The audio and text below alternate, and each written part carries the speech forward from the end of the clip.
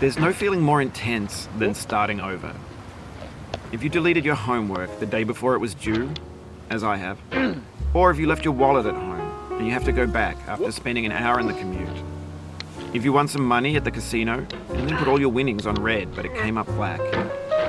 If you got your best shirt dry cleaned before a wedding and then immediately dropped food on it. If you won an argument with a friend and then later discovered that they just returned to their original view. Starting over is harder than starting up. If you're not ready for that, like if you've already had a bad day, then what you're about to go through might be too much. Feel free to go away and come back. I'll be here. Alright, thanks for coming with me on this trip. I'll understand if you have to take a break at any point.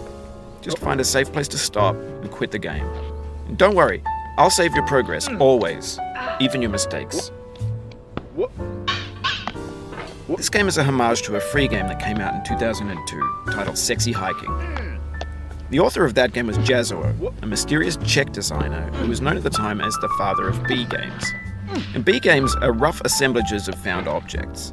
Designers slap them together very quickly and freely, and they're often too rough and unfriendly to gain much of a following.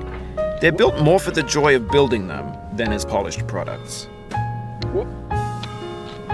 In a certain way, Sexy Hiking is the perfect embodiment of a B game. It's built almost entirely out of found and recycled parts, and it's one of the most unusual and unfriendly games of its time. In it, your task is simply to drag yourself up a mountain with a hammer. And that act of climbing, in the digital world or in real life, has certain essential properties that give the game its flavor. No amount of forward progress is guaranteed. Some cliffs are too sheer or too slippery, and the player is constantly, unremittingly in danger of falling and losing everything. Anyway, when you start Sexy Hiking, you're standing next to this dead tree that blocks the way to the entire rest of the game. It might take you an hour to get over that tree, and a lot of people never got past it. You prod and you poke at it, exploring the limits of your reach and your strength, trying to find a way up and over.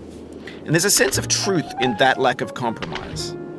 Most obstacles in video game worlds are fake. You can be completely confident in your ability to get through them once you have the correct method or the correct equipment or just by spending enough time. In that sense, every pixelated obstacle in Sexy Hiking is real. The obstacles in Sexy Hiking are unyielding, and that makes the game uniquely frustrating. But I'm not sure Jazuo intended to make a frustrating game.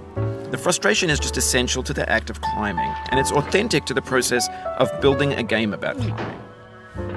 A funny thing happened to me as I was building this mountain. I'd have an idea for a new obstacle, and I'd build it, test it, and it would usually turn out to be unreasonably hard. But I couldn't bring myself to make it easier. It already felt like my inability to get past the new obstacle was my fault as a player rather than as a builder. Imaginary mountains build themselves from our efforts to climb them, and it's our repeated attempts to reach the summit that turns those mountains into something real. When you're building a video game world, you're building with ideas.